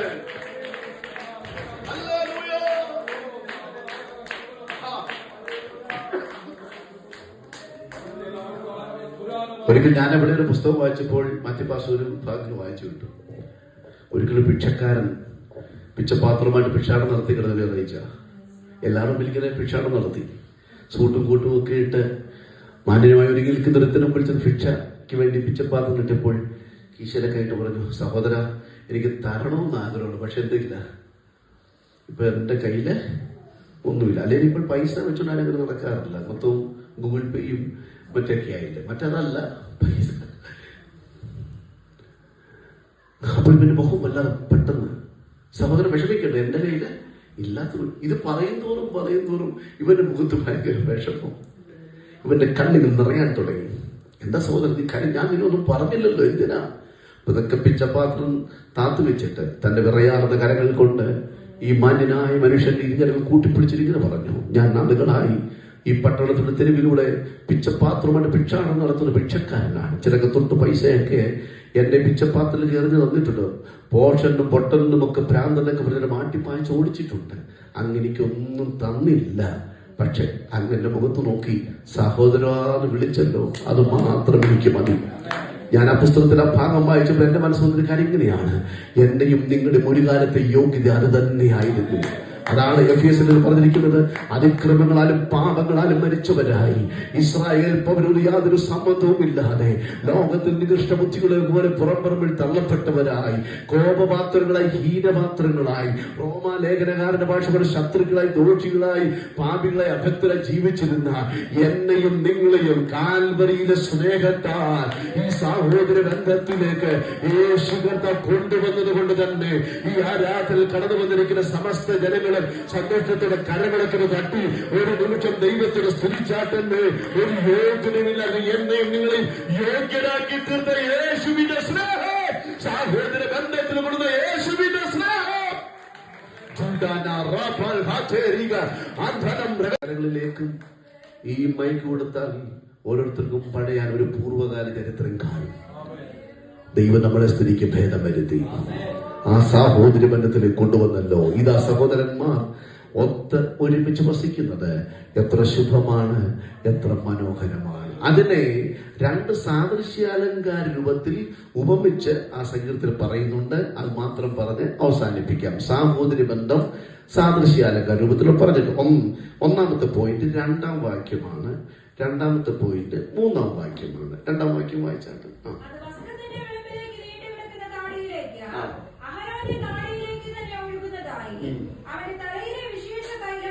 ഒന്ന് വിശേഷ തൈലം പോലെ, 2-3-ാം വാക്യം വായിച്ചപ്പോൾ 2 ഹെർമോന്യം മഞ്ഞ് പോലെ. അടുത്ത ചില നിമിഷങ്ങൾക്കുള്ളിൽ ആ വചനങ്ങൾ പറഞ്ഞ് നമുക്ക് ഒരുമിച്ച് എഴുന്നേറ്റ് ദൈവത്തെ സ്തുതിച്ച് സന്തോഷത്തോടെ പ്രാർത്ഥിച്ച് ആശീർവാദം പറഞ്ഞ് മടങ്ങി പോകാൻ കർത്താവ് സഹായിക്കട്ടെ. സാഹോദര്യ ബന്ധത്തിന്റെ പവിത്രത കാത്തു സൂക്ഷിക്കുന്നു പറഞ്ഞാൽ ഒന്ന്, അതൊരു വിശേഷ തൈലം പോലെയാണ്. പ്രഷ്യസ് ഓയിൽ എന്നാണ് ചില ഇംഗ്ലീഷ് വേർഷനിൽ കാണുന്നത്. എന്നാൽ ചില ഇംഗ്ലീഷ് വേർഷനിൽ കാണുന്നത് പ്രഷ്യസ് ഓയിൽ എന്നല്ല, പിന്നെയോ അനോയിന്റ്മെന്റ് ഓയിൽ എന്ന ഒരു അഭിഷേക തൈലം പോലെയാണെന്ന്. സാഹോദര്യ ബന്ധത്തിന്റെ പവിത്രത കാത്തു സൂക്ഷിച്ചാൽ അതൊരു അഭിഷേക തൈലത്തിന് തുല്യമായിട്ട് മാറും. ഒരു കാര്യം ഓർത്തോണേ, അഭിഷേക തൈലം എന്തിനു വേണ്ടി ഉപയോഗിക്കുന്നു? അഭിഷിക്ത ശുശ്രൂഷയ്ക്ക് വേണ്ടിയാണ്, അല്ലേ? അങ്ങനെയെങ്കിൽ ഞാനും നിങ്ങളും സാഹോദര ബന്ധത്തിന്റെ പവിത്രത കാത്തു സൂക്ഷിച്ചാൽ ഒരു അഭിഷിക്ത ശുശ്രൂഷയ്ക്ക് വേണ്ടി എന്നെയും നിങ്ങളെയും സഭയും കുടുംബത്തിനെ ഉപയോഗിക്കുന്ന വിശ്വസിക്കുന്നവർ സന്തോഷത്തോടെ ദൈവത്തിന് സ്തുതിച്ചാട്ടെ. എങ്ങനെ അഭിഷേക തൈലം ഉണ്ടാക്കുന്നത്? മോശയ്ക്ക് ന്യായപ്രമാണം വായിച്ചു നോക്കണം. ഒരു ശ്രേഷ്ഠനായ വൈദ്യന്റെ ഉപദേശപ്രകാരം നിറവും മണവും ഗുണവും രൂപവും ഒക്കെ വ്യത്യസ്തമായ സുഗന്ധദ്രവ്യങ്ങൾ പലയിടത്തും ഇങ്ങനെ ശേഖരിക്കും. എന്നിട്ട് അതിനെ ഇടിച്ച് പിഴിഞ്ഞ് റെഡിയാക്കി എടുക്കുന്ന ഒന്നാണെന്ത്? അഭിഷേക തൈലം അല്ലെങ്കിൽ വിശേഷ തൈലം എന്ന് പറയുന്നത്. എല്ലാവരും എന്നോടൊപ്പം വിശ്വസിക്കുകയാണ്. പറഞ്ഞു വന്നേ ആ ക്ലാസ്സുകളെടുത്ത് വളസത്തേക്ക് ഇത് ഇങ്ങനെ വിശേഷ തൈലമായിട്ട് അഭിഷേക തൈലമായിട്ട് മാറിക്കഴിഞ്ഞ അനന്തരം ആരെങ്കിലും ഇതുപോലെ ഇനി കുടിക്കാൻ വേണം, അപ്പോൾ സാധനമാണ് വേണം, ഇങ്ങനെ അതിനകത്ത് പോയിരുന്നു. എന്നാൽ ഇങ്ങനെ ഒന്ന് വിരൽ ഒടിച്ചു നോക്കിയാൽ യാതൊന്നിന്റെ തരി പിന്നെന്ത് ചെയ്യത്തില്ല, അതിനകത്ത് കാണത്തില്ല. ഏതൊന്നും നിങ്ങൾ തരി ഇതിനകത്ത് കണ്ടാൽ ഓർത്തോണം, ആ സുഗന്ധദ്രവ്യം ഇതിനോട് ഇഴുകിച്ചേർന്നിട്ടില്ല എന്നാണ് അർത്ഥം. സ്വതന്ത്രം പറയാൻ സാധിക്കുമോ? എന്നാൽ നിറവും ഗുണവും മണമൊക്കെ വ്യത്യസ്തമായ സുഗന്ധദ്രവ്യങ്ങൾ ഒരു ശ്രേഷ്ഠനായ തൈലക്കാര വിധപ്രകാരം ഇടിച്ച് പിഴിഞ്ഞ് എടുത്തു കഴിഞ്ഞാൽ യാതൊന്നിന്റെ തരി കാണാത്തതുപോലെ വാഗമുള്ള യബനേസർ വർഷിപ്പ് സെന്റർ ദൈവത്തിന്റെ മക്കളും ഒന്നായി ദൈവസ്ഥലം എനിക്കിടെ ഏറ്റവും ആവശ്യം തന്നെയാണ്. മനസ്സിലായ കരങ്ങൾ അടിച്ച് ദൈവത്തെ മഹത്വപ്പെടുത്തിക്കാട്ട്. ഏതിന്റെയാണ് ഗുണം, ഏതിന്റെയാണ് മണം, ഏതിന്റെയാണ് രൂപം എന്ന് തിരിച്ചറിയാൻ പറ്റാതെ അഭിഷേകതയിലും ഒന്നായിട്ടിരിക്കുന്നത് പോലെ ആയിരിക്കണം ദൈവസഭയിൽ ഞാനും നിങ്ങളും ഒന്നായിട്ടിരിക്കേണ്ടത്. മലയാളികൾക്കൊക്കെ പൂക്കൾ ഉദാഹരണമല്ലോ നമ്മൾ ഈ കാണുന്നത്. ഇത് ഒറിജിനലാണോ അല്ല ഡ്യൂപ്ലിക്കേറ്റ്? ഡ്യൂപ്ലിക്കേറ്റുകളാണ് വേണ്ടില്ല. മലയാളികൾക്ക് പൂക്കൾ ഭയങ്കര ഇഷ്ടമാണ്. പ്രത്യേകിച്ച് എനിക്ക് വളരെ ഇഷ്ടമാണ് റെഡ് റോസൊക്കെ പറക്കുമ്പോ. മലയാളിക്ക് മക്കൾ എന്നോടൊപ്പം ഉണ്ടല്ലോ പൂക്കൾ ഭയങ്കര തേൻവണ്ടുകളില്ലേ, വിവിധ വർണ്ണമുള്ള വിവിധ നിറമുള്ള പൂക്കൾ എന്ത് ചെയ്യും? തേൻ ശേഖരിക്കും. ആ തേൻ നമ്മൾ എന്ത് ചെയ്യും? ഒരു കുപ്പിക്കകത്താക്കും. എന്നോടൊപ്പം വിശ്വസിക്കുകയാണ്. വിവിധ നിറമുള്ള പൂക്കളിൽ തേൻ വണ്ട് തേൻ ശേഖരിച്ചത് നമ്മൾ എടുത്ത് ഒരു കുപ്പിക്കകത്താക്കി കഴിഞ്ഞാൽ പിന്നെ ഏത് നിറമുള്ള പൂവിനെടുത്ത തേനാ? ഇത് മഞ്ഞ നിറമുള്ള പൂവിനെടുത്ത തേനാണോ, ചുവന്ന നിറമുള്ള പൂവിനെടുത്ത തേനാണോ, അത് വെളുത്ത നിറമുള്ള പൂവിനെടുത്ത തേനാണോ തിരിച്ചറിയാൻ പറ്റാതെ അത് ഒന്നായിട്ടിരിക്കുന്നത് പോലെ ആയിരിക്കും വാഗമൺ എബനേസർ വർഷിപ്പ് സെന്ററിലെ ദൈവത്തിന് മക്കൾ ഒന്നായിരിക്കേണ്ടത്. മനസ്സിലായ സന്തോഷത്തോടെ ദൈവത്തെ സ്തുതിക്കാൻ സാധിക്കുമല്ലോ. ഇനി വിശദ ബൈബിളിന് ഉദാഹരണം പറഞ്ഞേക്കാം. സഞ്ചരിക്കുന്ന പള്ളി എന്ന അപരനാമത്ത് അറിയപ്പെടുന്ന സമാഗമന കൂടാരമില്ലേ? സമാഗമന കൂടാരത്തിന്റെ വശങ്ങൾ പടുത്തീർത്തിരിക്കുന്നത് കഠിനമരത്തിന്റെ പലകൾ കൊണ്ടാണ്. എത്ര പലകൾ? 48 പലകൾ കൊണ്ടാണ്. ഈ പലകൾ തമ്മിൽ അന്താഴങ്ങൾ കൊണ്ട് ബന്ധിച്ചിട്ടുണ്ട്. ഈ പലകൾ ശ്രദ്ധിച്ചു നോക്കി, ഓരോ പലയ്ക്കും 10 മുഴം ഉയരം, 1.5 മുഴം വീതി. 10 മുഴം ഉയരം, 1.5 മുഴം വീതി. ചെറുത് പറഞ്ഞ് 10 മുഴം ഉയരം, 1.5 മുഴം വീതി. അടുത്ത നോക്കി 10 മുഴം ഉയരം, 1.5 മുഴം. അച്ഛൻ അടുത്ത് നോക്കി 10 മുഴം ഉയരം, 1.5 മുഴം വീതി. എന്ന് വെച്ചാൽ ഒരു പലയ്ക്കും നീളം കൂടുതലുമില്ല, നീളക്കുറവുമില്ല. ഒരു പലയ്ക്കും വീതി കൂടുതലുമില്ല, വീതിക്കുറവുമില്ല. അതിനെ ഒന്നായിട്ടിരിക്കുന്നത് പോലെയായിരിക്കണം ദൈവസഭയിൽ ഞാനും നിങ്ങളും ദൈവം ഒന്നായിട്ടിരിക്കേണ്ടത്. ഒരു സ്തോത്രം പറയാൻ സാധിക്കുമോ? പവർ ബ്രേക്ക് കീപ് ഡിസ്റ്റൻസ് എന്നൊക്കെ ചില വണ്ടിയുടെ പുറകിൽ കാണത്തില്ലേ? എന്നതുപോലെ നിങ്ങളോട് ചോദിക്കുക, പാസ്റ്ററെ അല്പം അകന്നിരുന്നാൽ എന്നാ പോയപ്പോ? അകന്നിരുന്നാൽ എന്നെ കുഴപ്പമെന്ന് ഞാൻ പറഞ്ഞു തരാം. സമാഗമന കൂടാരം, സഞ്ചരിക്കുന്ന പള്ളി, സമാഗമന കൂടാരം എവിടെ സ്ഥിതി ചെയ്യുന്നു എന്ന് പഠിച്ചാൽ മതി. എവിടെ സ്ഥിതി ചെയ്യുന്നത്? മരുഭൂമിയിലാണ്. അല്പം അകന്നിരുന്നാൽ മരുക്കാറ്റടിച്ച് മണൽത്തരികൾ അകത്ത് പ്രവേശിക്കും. കാഴ്ചയപ്പത്തിന്റെ മേശയിൽ വിശുദ്ധ അപ്പം അശുദ്ധമായി തീരും. ഇടിച്ചെടുത്ത പരിശുദ്ധാത്മാവിന് നിഴലായ ഒരു വണ്ടി ഒഴിച്ച് എന്താണ് ഇങ്ങനെ തിരുനാളുകൾ കത്തിക്കൊണ്ടിരിക്കുന്ന നിലവിളക്കിന്റെ തിരുനാളുകൾ കെട്ടുപോകും. എന്റെ ഭാഷയിൽ പറഞ്ഞാൽ ആരാധനയുടെ ഋതം താളം തെറ്റും. എന്റെ ആരാധന താളം തെറ്റാതിരിക്കണമെങ്കിൽ ആരാധനയുടെ ഹാർമണി നശിച്ചു പോകാതിരിക്കണമെങ്കിൽ ഞാൻ നിങ്ങൾ ഒന്നായിട്ടിരുന്നേ മതിയാവുകയുള്ളൂ. മനസ്സിലാക്കി സന്തോഷത്തോടെ ദൈവത്തെ സ്തുതിച്ചാട്ടല്ലേ. ഇതാ സഹോദരങ്ങൾ ഒത്തിരി വെച്ച് വസിക്കും. ഒത്തിരി പറയാനോട് പറയുന്നില്ല, ചുരുക്കി പറഞ്ഞ് അവസാനിപ്പിക്കാം. യേശു കർത്താവിന് പ്രാർത്ഥനയുണ്ടല്ലോ മക്കളെ. യേശുവിന്റെ പ്രാർത്ഥന ഏതാ? സ്വർഗസ്ഥനായ ഞങ്ങളുടെ പിതാവേ, അല്ലേ? ലോർഡ്സ് പ്രേയർ എന്ന് പറഞ്ഞുകൊണ്ട് അത് മോഡൽ ഓഫ് പ്രേയർ എന്നാണ്. പ്രാർത്ഥനയുടെ മാതൃക. എപ്പോഴും എല്ലായിടത്തും പ്രാർത്ഥിക്കാൻ പറ്റിയ പ്രാർത്ഥനയല്ല. സമുദായ ഭക്തരായ നാമധേയ ക്രൈസ്തവ വിശ്വാസികൾ അത് കാണാതെ പറയുന്നത് ഞാൻ ശ്രദ്ധിച്ചിട്ടുണ്ട്. അപ്പോൾ നമ്മൾ മസിൽ പിടിച്ചു നിൽക്കും പറയാതെ. കാരണം ഇത്രയുള്ളൂ, അറിയത്തില്ല. കാണാതെ 5-6 വാക്യം അറിയത്തില്ല. അല്ലാതെ വേറെ ഭക്തിയുടെ ആർക്കും അറിയത്തില്ല. പക്ഷെ ഇത് മോഡൽ ഓഫ് പ്രേയർ. നിങ്ങൾ പ്രാർത്ഥിക്കുമ്പോൾ ഇവണ്ണം പ്രാർത്ഥിക്കണം. അത് വിശദീകരിക്കുന്ന വേറെ വിഷയമാണ്. യേശുക്രിസ്തുവിന്റെ പ്രാർത്ഥന എന്നറിയപ്പെടുന്നത് യോഹന്നാൻ 17-ാം അധ്യായമാണ്. ആ യോഹന്നാൻ 17-ാം അധ്യായത്തിൽ ഇപ്രകാരം ഒരു വാക്യം കൊടുത്തത്. യേശു പ്രാർത്ഥിക്കുന്നത് എങ്ങനെയാണ്? വീട്ടിൽ പോയി വായിച്ചാൽ മതി. ഹോംവർക്ക് ആയിട്ടിരിക്കേണ്ട ബരോബര് വിശ്വാസികളെ പോലെ നോൺസാണ് പ്രസംഗിച്ചത്. സത്യം മിഥ്യ എന്നറിയാൻ വേണ്ടി ഹോംവർക്ക് ചെയ്തിരിക്കണം. വീട്ടിൽ പോയി വായിക്കും. 22 വർഷം കൊണ്ട് വചനം പഠിപ്പിക്കുന്നുണ്ട് ചെയ്യുക. അതുകൊണ്ട് നിങ്ങൾ നോട്ടം കാണുമ്പോഴേ എനിക്കറിയാം. എന്തറിയോ? യേശുവിന്റെ പ്രാർത്ഥനയിൽ പരിശുദ്ധ പിതാവേ, ഞാനും നീയും ഒന്നായിട്ടിരിക്കുന്നത് പോലെ ഇവരും ഒന്നായിട്ടിരിക്കണമേ. എബനേസർ വർഷിപ്പ് സെന്റർ നോക്കിക്കൊണ്ട്, അല്ലെങ്കിൽ യുണൈറ്റഡ് ക്രിസ്ത്യൻ ചർച്ചിനെ നോക്കിക്കൊണ്ട്, കോഴിക്കാടുള്ള പ്രവർത്തനത്തെ നോക്കിക്കൊണ്ട്, ദൈവമക്കളെ നോക്കിക്കൊണ്ടുള്ള പ്രാർത്ഥന ധ്വനി ഇന്നും അണിയടിച്ചുകൊണ്ടിരിക്കുക. പരിശുദ്ധ പിതാവേ, ഞാനും നീയും ഒന്നായിട്ടിരിക്കുന്നത് പോലെ ഇവരും ഒന്നായിട്ടിരിക്കണമേ. സന്തോഷത്തോടെ സ്തോത്രം പറഞ്ഞാൽ തന്നെ ചില കുടുംബങ്ങളോട് ഞാൻ പറയാറുണ്ട്, pray together. ഒരുമിച്ച് പ്രാർത്ഥിക്കണം. പണ്ടൊക്കെ ഈ പ്രഭാത പ്രാർത്ഥന സന്ധ്യാപ്രാർത്ഥനയ്ക്ക് ഇല്ലത്. എന്റെ അച്ചാച്ചന് 82 വയസ്സുണ്ട് പാസ്റ്ററെ. ഇതിനേക്കാൾ മൂത്രം 82 ഉണ്ട്. 62 വർഷമായി കർത്താവിനായിട്ട്. 56 വർഷം കഴിഞ്ഞ് മണക്കാല സെമിനാറിലെ അധ്യാപകനാണ്. ശരീരക്ഷീണമൊക്കെ ഷുഗറുമൊക്കെ ഉണ്ട്. ഞാനിവിടെ നിന്നൊക്കെ യാത്ര വീട്ടിൽ ചെന്ന് എനിക്ക് സത്യം തുറന്നു പറഞ്ഞാൽ കിടന്നുറങ്ങാൻ ഇഷ്ടമുള്ള സമയം രാവിലെയാണ്. കുറച്ച് കൂടി സുഖമായിട്ട് കിടന്നുറങ്ങാമല്ലോ. പക്ഷെ കൃത്യം 5 മണി എന്നുണ്ടെങ്കിൽ അച്ചാച്ചൻ എഴുന്നേറ്റ് പ്രാർത്ഥന പാട്ട് ആരംഭിക്കും. ഏത് പാട്ടാ? മൃഗത്തെ കാണും നിർവിചാരിയായി ഉറങ്ങാതെ. ഏത് മൃഗമാണെങ്കിലും നമ്മൾ ഉണരും. അവിടുത്തെ ചില പാട്ടുകളൊക്കെ ഇല്ലേ? ഏതൊക്കെ? സൗന്ദര്യത്തിൻ പൂർണ്ണതയാകുന്ന സിയോനിൽ നിന്നും പ്രകാശ് പരമരാജാ ഗുരുവരനെ ചിലരിപ്പ് എവിടെയോ കേട്ടതുപോലെ നമ്മുടെയൊക്കെ വീട്ടിൽ പണ്ട് പാടിയ ചില പാട്ടുകളാണ്. സന്ധ്യയാകുമ്പോഴും അല്ലെ, ഒരു കാര്യം പറയട്ടെ, ഒരു കാര്യം അപ്പനും അമ്മയും മക്കളും ഒരുമിച്ചിരുന്ന് ചില പാട്ടുകളൊക്കെ പാടി വചനമൊക്കെ ഒന്ന് വായിച്ച് പ്രാർത്ഥിച്ചൊരു ദിവസം ആരംഭിച്ചാൽ അന്നേ ദിവസം അനുഗ്രഹമായിരിക്കും. നഷ്ടപ്പെട്ടതായ മൂല്യം നഷ്ടപ്പെട്ടെന്ന് ചിന്തിക്കുന്നതായ പ്രഭാത സന്ധ്യ അടുത്ത റീറ്റുകഥ ഒരുമിച്ച് വായിക്കാൻ പറ്റുന്ന ഒന്നുണ്ടെങ്കിൽ അത് വിശുദ്ധ ബൈബിൾ മാത്രമാണ്. രാത്രി കിടന്നുറങ്ങി നേരം വെളുത്താൽ ഉറങ്ങി റീച്ച് തപ്പുന്നതെന്തോ മൊബൈലായി. ഇന്നലെ ഇട്ട പോസ്റ്റ് എത്ര ലൈക്ക് ചെയ്തു, എത്ര കമന്റ് ചെയ്തു എന്നൊക്കെയാണ്. പക്ഷെ ഒരുമിച്ച് ഇത് വായിക്കാൻ പറ്റുന്ന ഒന്ന് ഉണ്ടെങ്കിൽ അത് വിശുദ്ധ ബൈബിൾ റീറ്റുകഥ.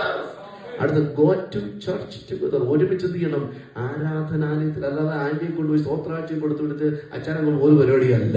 സത്യം ഒത്തിരി പ്രസംഗിച്ചില്ലേലും വേണ്ടില്ല, ബൈബിളൊക്കെ പിടിച്ച് അല്ലെ ആരാധനാലയത്തിൽ അപ്പനും അമ്മയും മക്കളും കടന്നു വരുന്നത് കാണുമ്പോൾ തന്നെ ഒരു സന്തോഷമുണ്ട്. ഹല്ലേലൂയ. അടുത്ത പറ്റുന്നതാണ് എന്ന് ചോദിച്ചാൽ ഹാവ് ഫുഡ് ടുഗദർ. ഒരുമിച്ച് ആഹാരം കഴിക്കുക. ഈ ലവ് ഫീസ്റ്റ് എന്ന് പറയത്തില്ലേ, ഗാഡ്സ് ലവ്, അഗാപ്പെ, അതിന്റെ ഭാഗമാണ് അപ്പനും അമ്മയും ഒരുമിച്ച് മക്കളുടെ ഭക്ഷണം കഴിക്കുന്നത് പോലും പല വീട്ടിലും അതില്ല. ഒരിക്കൽ കാണുന്ന പെങ്ങച്ചെന്ന് പറഞ്ഞ് ഞങ്ങളുടെ വീട്ടിൽ എന്താണ് നല്ല ഡൈനിങ് ടേബിളും ഉണ്ട്, മാത്രമല്ല ഇന്നടത്തുനിന്ന് മേടിച്ചതാണ്, ഇത്ര രൂപ വിലയുള്ളതാണ്, കറങ്ങുന്നതാ. അപ്പൊ ഞാൻ അവസാനം ചിന്തിച്ചു ഇവിടെ ഫർണിച്ചർ മാർട്ടിന്റെ ഏജന്റ് വല്ലതും ആണോ? കാരണം ഇതിനെ കുറിച്ച് ഇത്ര പറയാൻ കാരണം എന്താ? അവസാനം പറയാം, കഴിഞ്ഞ അനേക മാസങ്ങളായി അപ്പായും അമ്മയും ചേച്ചിയും ഞാനും ഒരുമിച്ചിരുന്ന് ആഹാരം കഴിച്ചിട്ട് എന്റെ ദൈവത്തിന് മക്കളെ എന്താണ് കാശ് കൊടുത്ത് നല്ല വിലയുള്ള ഡൈനിങ് ടേബിൾ മേടിച്ച ഒത്തിരി വീടുകളൊക്കെ ഉണ്ട്. പക്ഷെ ഉള്ള ആഹാരം സ്തോത്രം പറഞ്ഞ് ഒരുമിച്ചിരുന്ന് കഴിച്ചാൽ അതൊരു ആരോഗ്യമാണ്. ഒരു സ്തോത്രം പറയാൻ സാധിക്കുമോ? ചിക്കനും മട്ടനും അതും ഇതും ഒന്നുമില്ലേ, കുഴപ്പമൊന്നുമില്ല. ഒരു പാസ്റ്റർ മകനായി ഫെയ്ത്ത് ഹോമിൽ കടന്നു വന്ന എനിക്ക് നല്ല ചൂടും നന്നായിട്ടറിയാം എന്താണ് ദൈവമക്കൾ കൊണ്ട് പിടിയേരി സ്തോത്രാഴ്ച ഇവിടെ കൂടെ എനിക്ക് സന്തോഷമുണ്ടായി. അത് തന്നെ നമ്മുടെ ഒരു ആരോഗ്യമാണ്. എന്താണ് പിടിയേരി പച്ചരിയും പുത്തരിയും പുളിക്കലരിയും കൊണ്ട് തരാം. ഞങ്ങൾ 5 പേരാണ് ഒരുമിച്ച്. പച്ചരി മാത്രം എടുത്ത തികയത്തില്ലായിരുന്നു, പുളിക്കലരി മാത്രം എടുത്ത തികയത്തില്ല, കുത്തിരി മാത്രം എടുത്ത തികയത്തില്ല. അതുകൊണ്ട് ബുദ്ധിമതിയെ എന്റെ അമ്മ പച്ചരിയും കുത്തിരിയും പുളിക്കലും ഒരുമിച്ചെടുത്ത് നന്നായിട്ട് കഴി മിക്സഡ് ഫ്രൈ റൈസ് പോലെ നന്നായിട്ട് കഴി ചോറ് വെച്ച് തന്നിട്ടുണ്ട്. ഇതുവരെ ബുദ്ധിക്ക് യാതൊരു കുഴപ്പവും ഉണ്ടായിട്ടില്ല. കുഞ്ഞുങ്ങളോടൊക്കെ ഞാൻ പറയുന്നുണ്ട്, ദൈവത്തിന്റെ മക്കൾ നൽകുന്ന മാതാപിതാക്കൾ അധ്വാനിച്ചു വിടുന്നതായ ആഹാരം നീക്കിത്തരുന്ന മൂക്കുകൊണ്ട് തെന്നിക്കാതെ സ്തോത്രം പറഞ്ഞ് കഴിച്ചാൽ അത് സന്തോഷമാണ്. ഈ കാലഘട്ടത്തിൽ എല്ലാവരും ഒരുമിച്ചിരുന്ന് ഭക്ഷണം കഴിച്ചു നോക്കി, അത് തന്നൊരു ആരോഗ്യമാണ്. ഒരുമിച്ച് സമയം ചെലവഴിക്കുക, ലവ് ടുഗദർ, ഒരുമിച്ച് സ്നേഹം പങ്കുവയ്ക്കുക,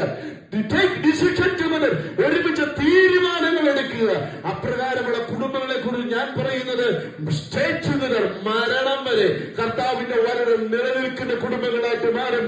വിശ്വസികൾ സന്തോഷത്തിന്റെ സ്തോത്രം പറഞ്ഞാട്ടെന്ന്. ഹല്ലേലൂയ. ഇവിടെ വായിച്ചത് എത്ര ശുഭമാണ്, എത്ര മനോഹരമാണ്. അതൊരു വിശേഷ തൈലം പോലെ, അഭിഷേക തൈലം പോലെ ശ്രേഷ്ഠമേറിയതാണ്. വർഷിപ്സിനോട് ബന്ധപ്പെട്ട് ഹൃദയം കൊണ്ട് ഞാൻ വചനം പങ്കുവയ്ക്കട്ടെ. ഒറ്റക്കെട്ട ഞാനും നിങ്ങളും നിന്നാൽ ഒരു അഭിഷേക തൈലം എന്തിനു വേണ്ടി ഉപയോഗിക്കുന്നു അതുപോലെ ദൈവദാസനെ ഉപയോഗിക്കും, ദൈവസഭ ഉപയോഗിക്കും, കുടുംബങ്ങൾ ഉപയോഗിക്കും. ചാകര പോലെ ജനങ്ങൾ കടന്നു വരട്ടെ. വിശ്വസിക്കുന്ന സന്തോഷത്തോടെ ദൈവത്തെ സ്മരിച്ചാട്ടെ. ശത്രു കേൾക്കട്ടെ, അവന്റെ പദ്ധതികൾ പരാജയപ്പെടട്ടെ. യേശുവിന്റെ നാമം ഉയരട്ടെ.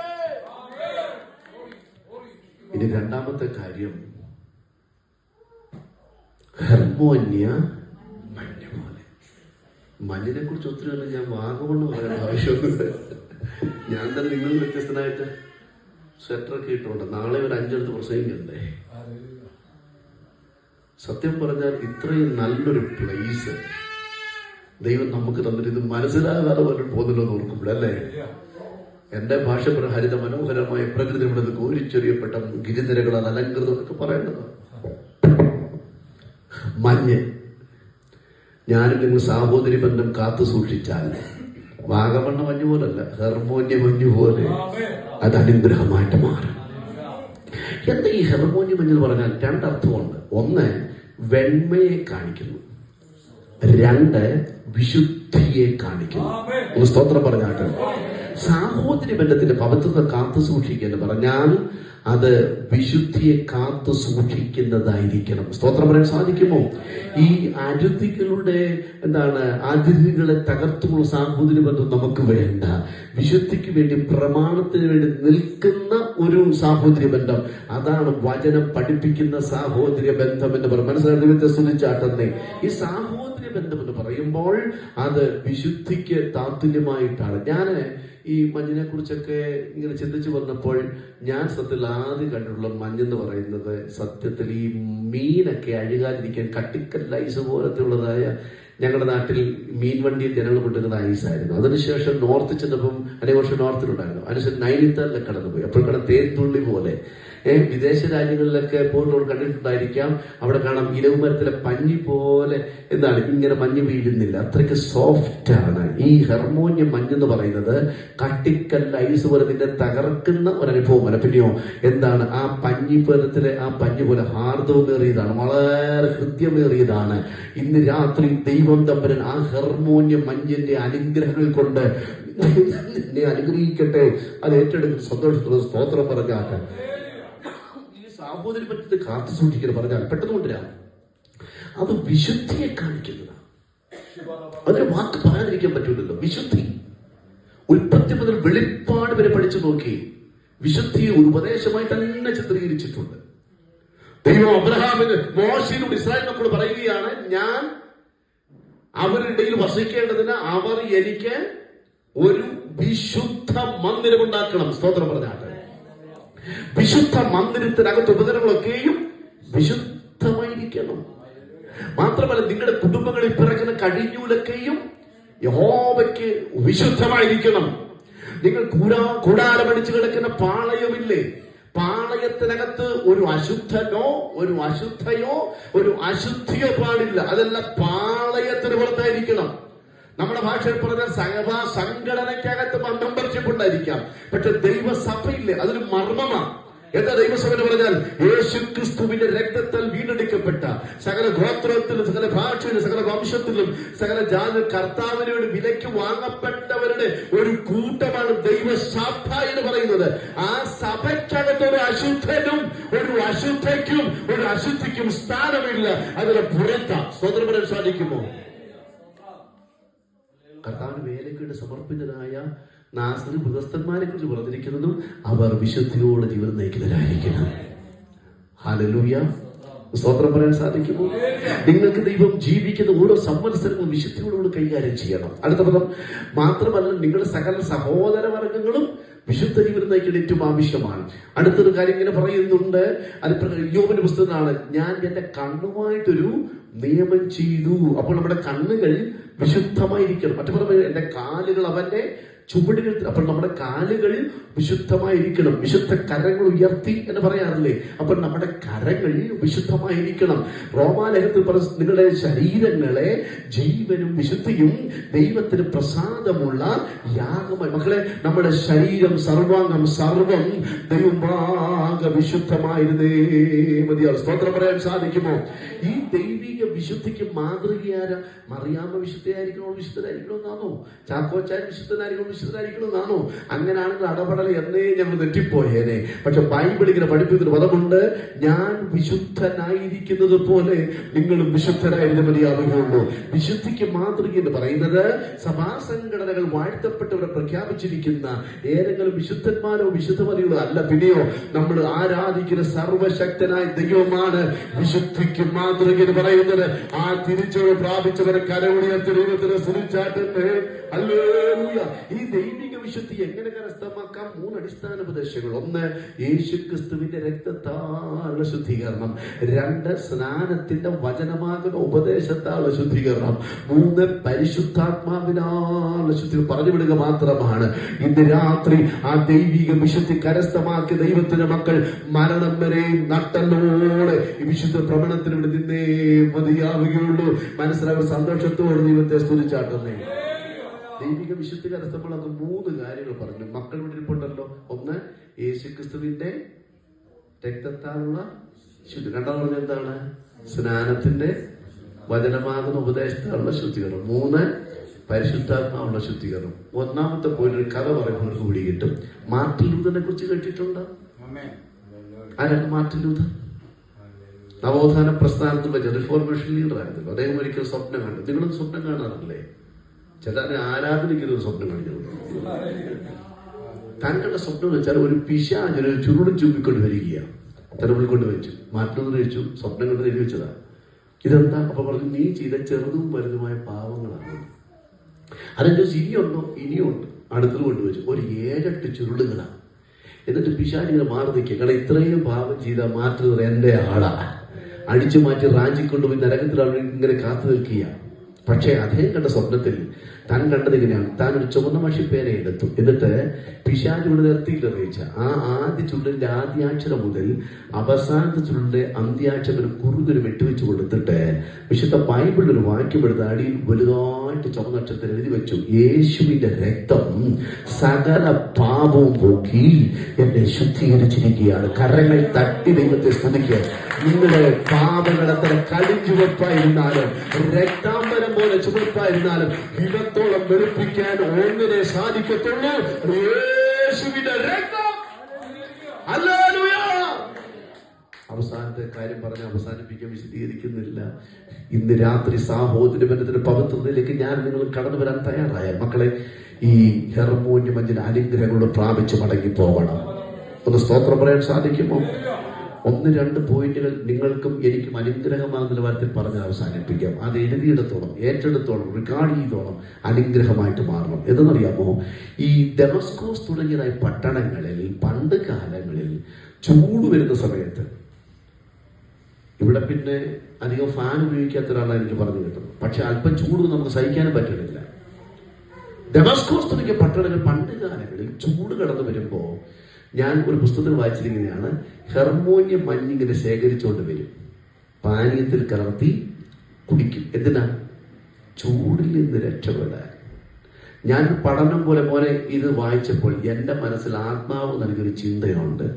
ചൂട് പിടിച്ച ചില വിഷയങ്ങളുമായിട്ട് ആയിരിക്കുന്ന വ്യക്തികൾ യേശുവിന്റെ അടുക്കിലേക്ക് എടുത്തു വന്നാൽ ഹെർമോന്യം മഞ്ഞിന്റെ തണുപ്പിനേക്കാൾ ഒരു തണുപ്പ് ഇന്ന് രാത്രി ദൈവം തരും എന്ന് വിശ്വസിക്കുന്ന ദൈവത്തെ സ്തുതിച്ചാട്ടെ. എല്ലാവരും എഴുന്നേറ്റ് നിന്നാട്ടെ. ഏതെങ്കിലും വിഷയത്തിൽ ചൂട് പിടിച്ച അനുഭവങ്ങളുമായിട്ട് നിങ്ങൾ ആരെങ്കിലും പ്രാർത്ഥനയ്ക്ക് കടന്നു വന്നിരിക്കുന്നുവെങ്കിൽ അത് പക്ഷെ ശാരീരികമായിരിക്കാം, സാമ്പത്തികമായിരിക്കാം, വിദ്യാഭ്യാസപരമായിരിക്കാം, കുടുംബത്തോട് ബന്ധപ്പെട്ട വിഷയങ്ങളായിരിക്കാം, നമ്മുടെ ആരാധന ബന്ധപ്പെട്ട വിഷയങ്ങളായിരിക്കാം. ചൂട് പിടിച്ച വിഷയങ്ങളുമായി ആരാധനയ്ക്ക് ആരെങ്കിലും കടന്നു വന്നിട്ടുണ്ടെങ്കിൽ വചനമാണ് ഞാൻ പറഞ്ഞുകൊണ്ടിരിക്കുന്നത്.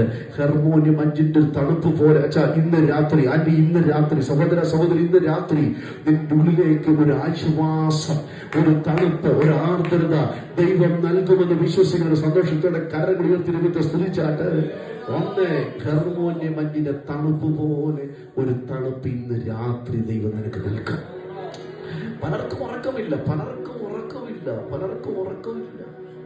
പക്ഷെ ബൈബിളിൽ പദമുണ്ട്, ഞാൻ സമാധാനത്തോടെ, കടഭാരമില്ലാഞ്ഞിട്ടല്ലോ, ബുദ്ധിമുട്ടില്ലാഞ്ഞിട്ടല്ലോ, പ്രയാസങ്ങളില്ലാഞ്ഞിട്ട്, നാൽക്കൾ വഴിമുട്ടി നിൽക്കുന്ന ഏകാന്ത മനികരെ പോലെയാ. സകല ശബ്ദം കൊട്ടാലും തകർന്നുടഞ്ഞ്, ചീട്ടുകൊട്ടാലും തകർന്നുടഞ്ഞ്, ഏതൊന്നും അറിയത്തില്ല, അവരവസ്ഥയാ. പക്ഷെ ഇന്ന് രാത്രി ഹെർമോന്യം മഞ്ഞിന്റെ തണുപ്പ് പോലെ എല്ലാം മറന്ന് സുഖമായിട്ടൊന്ന് ഉറങ്ങാൻ എല്ലാവരും ദൈവത്തെ സ്തുതിച്ചാട്ടെ. നമ്മൾ ചുരുക്കം പറയും ആംഗുലി പരിമണ വ്യക്തിക്ക് മാത്രം. പക്ഷെ എനിക്കൊരു കാര്യം അറിയാം, ദൈവത്തിന്റെ പരിശുദ്ധാത്മാവ് ചില ഹൃദയങ്ങളെ സ്പർശിച്ചുകൊണ്ട് തന്നെയാണ് സംസാരിച്ചു കൊണ്ടിരിക്കുന്നത്. കർത്താവ് പറഞ്ഞത് എല്ലാം ഉള്ളവരെ പോലെ ബലപ്പെട്ട് നടക്കുന്നത് അല്ലേ, എല്ലാം ഉള്ളവരെ പോലെ. പക്ഷെ ഇതിനകത്ത് ഉള്ള മറിയുന്നൊരു കർത്താവുണ്ട്, ഇതിന്റെ വേദന അറിയുന്നൊരു ദൈവമുണ്ട്. എത്രയോ രാത്രികളെ സുഖമായിട്ട് കിടന്നുറങ്ങിയിട്ട് ഉറക്കമുള്ളി കഴിച്ചപ്പോൾ ചെറുക്ക് ഉറക്കമില്ല. പക്ഷെ ഇത് രാത്രി പറയട്ടെ, ഹെർമോന്യം മഞ്ഞിന്റെ തണുപ്പ് പോലൊരു ആശ്വാസം. എന്റെ മാത്യു പാസ്റ്റർ, ഞാൻ ഇന്നലെ സോഷ്യൽ മീഡിയയിൽ നമ്മുടെ പിള്ളേർക്കൊക്കെ എന്നാ പറ്റി?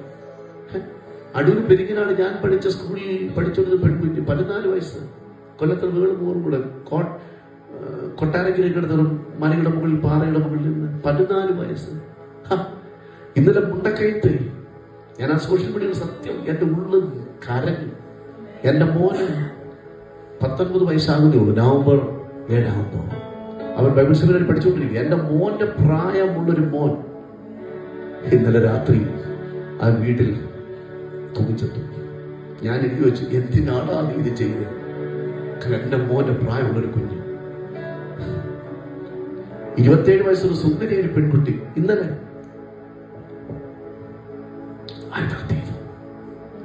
എന്റെ ചർച്ച പ്രസംഗം പറഞ്ഞൊരു കാര്യമുണ്ട്. അങ്ങനെ ആയിരുന്നെങ്കിൽ എത്ര വ്യക്തികൾ ആത്മഹത്യയുടെ കാലം കഴിഞ്ഞുപോയി. എന്നാൽ ഇന്ന് രാത്രി നിന്റെ ചൂട് പിടിച്ച ഹൃദയത്തിന് ഒരാശ്വാസം എന്നതുപോലെ ഹെർമോന്യം അതിന് തണുപ്പിനേക്കാൾ ശ്രേഷ്ഠമായ സമാധാനം.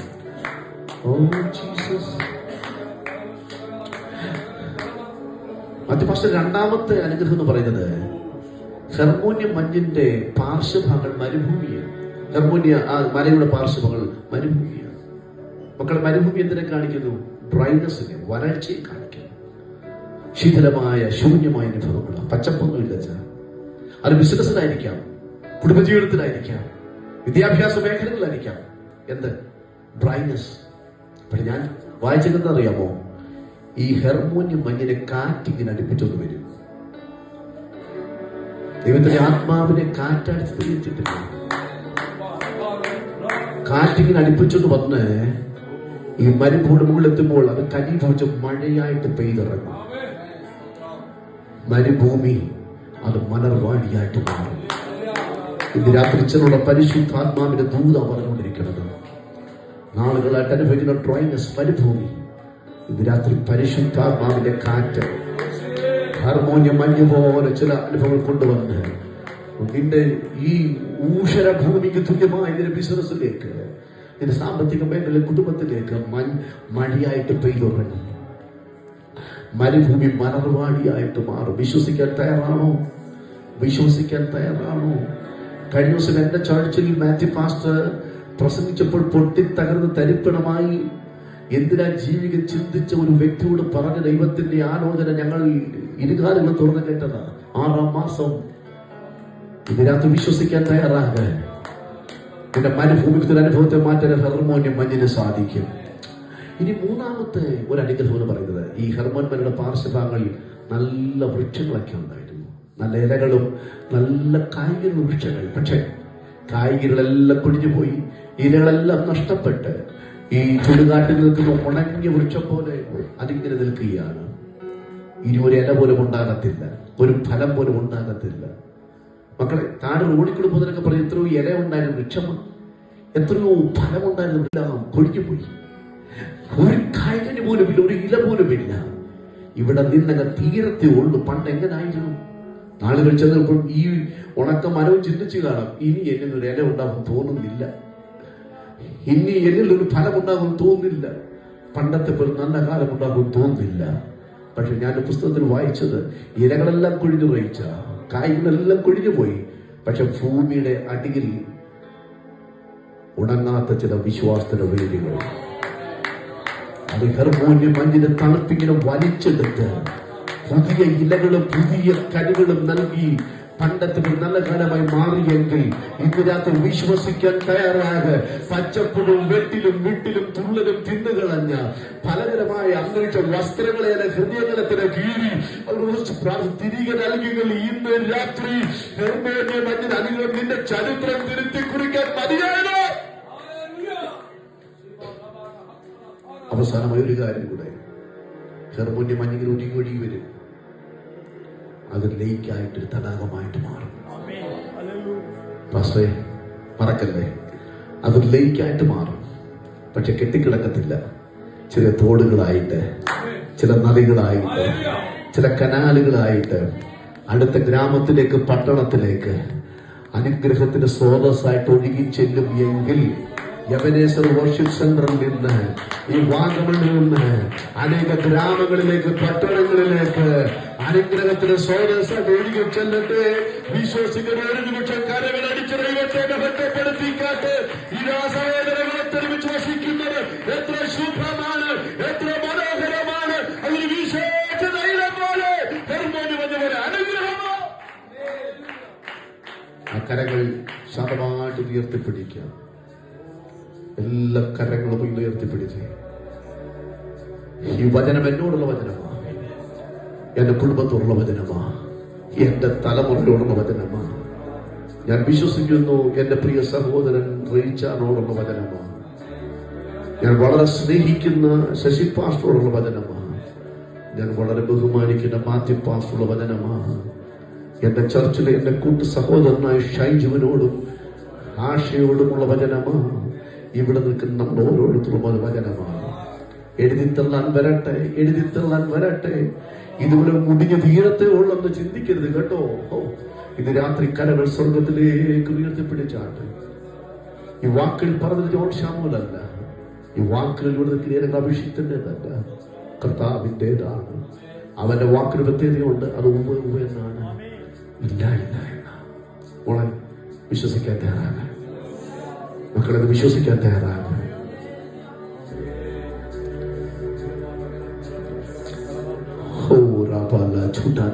പരിശുദ്ധാത്മാവിനൊന്ന് വിധേയപ്പെടുത്തി കൊടുത്തിക്കാട്ട്, പരിശുദ്ധാത്മാവിന് ഒന്ന് വിധേയപ്പെടുത്തി കൊടുത്തേട്ട്.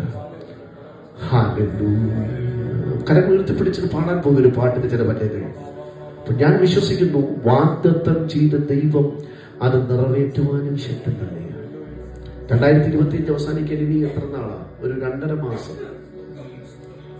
എല്ലാ വർഷവും അവസാനിക്കുന്നു, ഈ വർഷം അവസാനിക്കുന്ന ചിന്ത ഉണ്ടെങ്കിൽ അത് പിശാച് മന്ത്രിക്കുന്നൊരു മന്ത്രമായിട്ട് മാറ്റുക.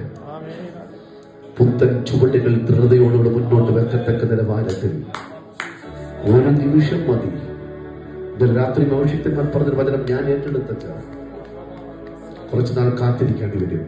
പക്ഷെ ദൈവം വെച്ചിരിക്കുന്ന സമയമാണ്. ജീസസ് കരങ്ങൾ എത്തിപ്പിടിച്ചുകൊണ്ട് വാഗ്ദത്തങ്ങളിൽ വിശ്വസ്തൻ, വാക്കുമാറാത്തവൻ, വാക്കുമാറാത്തവൻ, വാഗ്ദത്തങ്ങളിൽ വിശ്വസ്തൻ, വാക്കുമാറാത്തവൻ, വാക്കുമാറാത്തവൻ, എന്റെ യേശു മാറാത്തവൻ, എന്റെ യേശു മാറാത്തവൻ, എന്റെ യേശു മാറാത്തവൻ. സത്യപാത തേടി നടന്നു, നിത്യശാന്തിക്കായി അലഞ്ഞു. ക്രിസ്തു യേശു എന്നിൽ കഴിഞ്ഞു, നിത്യജീവൻ എന്നിൽ പകർന്നു. കർത്തരന്നെ ചേർക്കുന്നാളിൽ,